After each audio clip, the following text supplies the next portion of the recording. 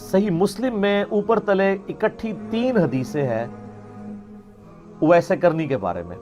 International number کے مطابق 6490 سے لے کر 492 تک، ان 6490، 491 اور 492.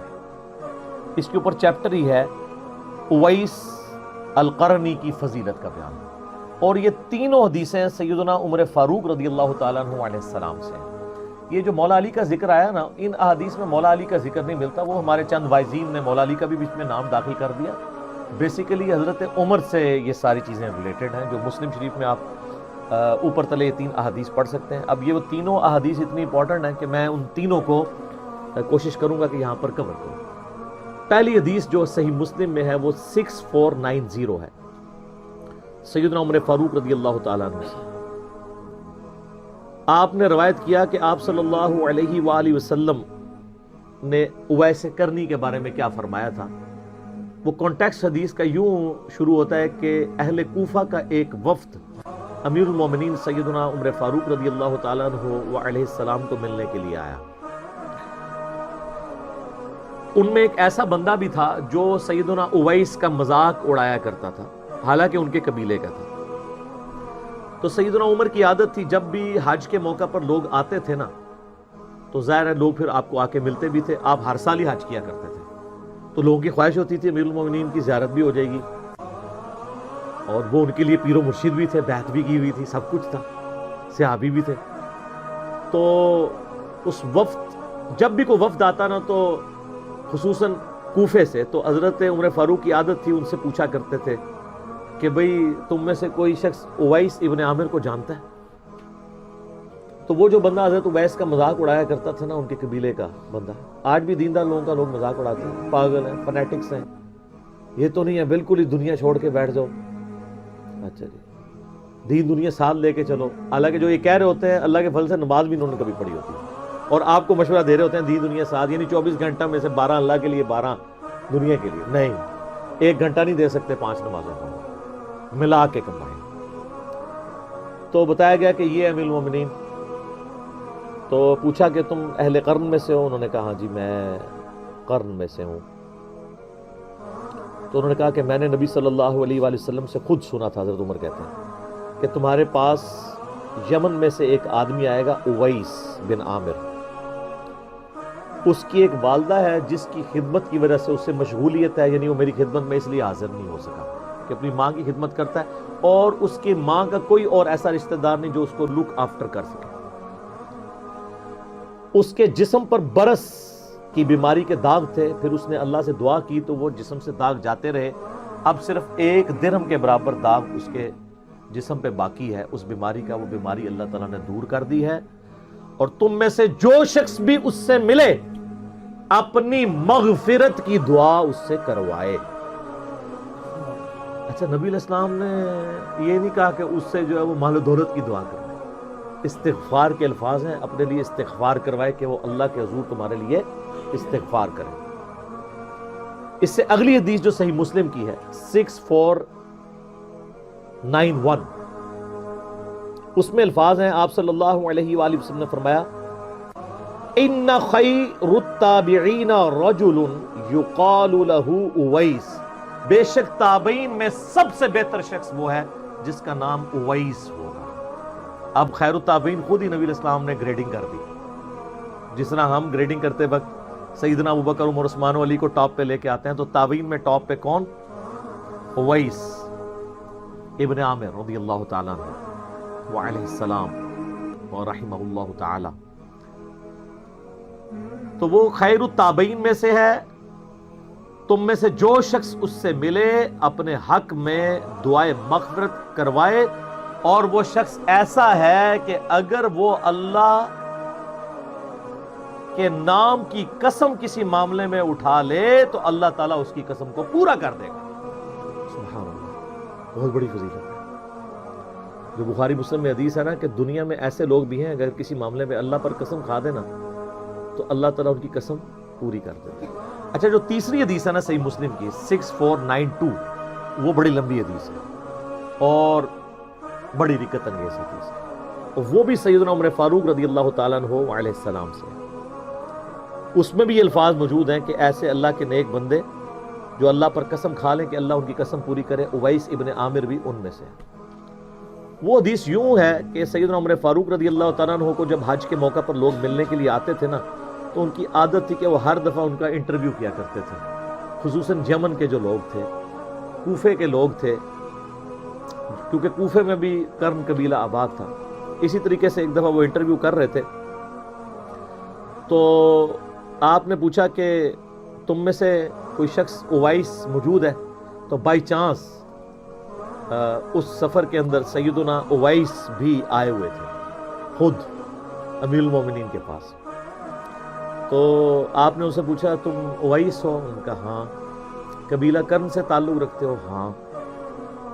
اچھا تمہاری ماں ہے جس کی خدمت کی مشغولیت کی وجہ سے نبی علیہ السلام کے پاس نہیں حاضر ہو سکے تھے اور اس کی کوئی دیکھ بھال کرنے والا نہیں ہے, بوڑھی ماں کا؟ ان کا جی ہاں. اور تمہیں برس کی بیماری بھی تھی, پھر تم نے اللہ سے دعا کی اور اللہ تعالیٰ نے تمہاری بیماری دور کر دی اور صرف 1 درہم جتنا نشان تمہارے جسم پہ باقی رہ گیا برس کا, تم وہی ہو؟ میں وہی ہوں. تو پھر سیدنا عمر نے کہا کہ میں نے تو نبی علیہ السلام سے تمہارے بارے میں یہ سنا تھا کہ جو شخص اس سے ملے اس سے اپنے لیے دعائے مغفرت کروائے. ہائے ہائے ہائے ہائے. ایک صحابی تابعی کو کہہ رہا ہے, سر آپ ذرا امیجن کریں. تو اور تمہارے بارے میں فرمایا تھا کہ تم کسی معاملے میں اللہ پر قسم کھا لو, اللہ وہ قسم بھی پوری کرتے ہیں, تو تم میرے لیے دعائے مغفرت کرو. پہلے تو وہ تھوڑے ریلیکٹنٹ ہوئے, ظاہر ہے امیر المومنین کروڑوں ویسے کرنی سیدنا عمر کی جوتیوں پہ قربان, مرتبہ تو ظاہر ہے وہ. پھر حضرت عمر نے جب کہا کہ مجھے نبی علیہ السلام نے حکم دیا تھا تو میرے لیے دعا کرو, تو پھر انہوں نے ان کے لیے دعا کی. یہاں میں ایک شرعی مسئلہ بھی آپ کو بتا دوں کہ جو افضل شخص ہے وہ مفضول سے دعا کروا سکتا ہے. جو افضل شخص ہے وہ ایسے شخص سے دعا کروا سکتا ہے جو اس سے کم افضل ہو, جس پہ اس کی فضیلت ہو. اب یہ تو ڈفرنس ہی کچھ نہیں ہے. بخاری اور مسلم دونوں میں حدیث ہے کہ جس شخص نے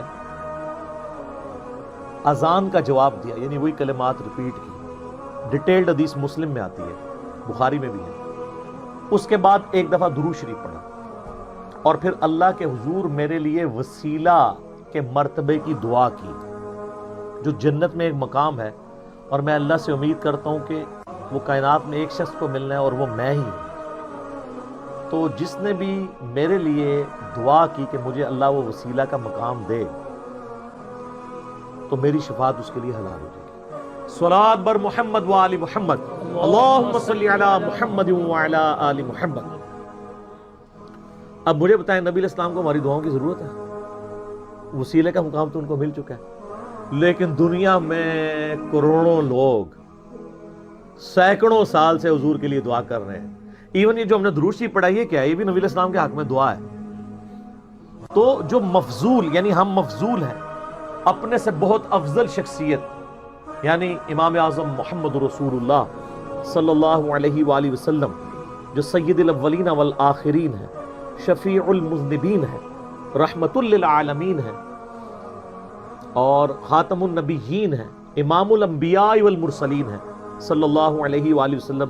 انہیں ہماری دعاؤں کی ضرورت نہیں ہے, لیکن اللہ تعالیٰ کو اپنے محبوب کا ذکر اپنے بندوں سے سننا اچھا لگتا ہے.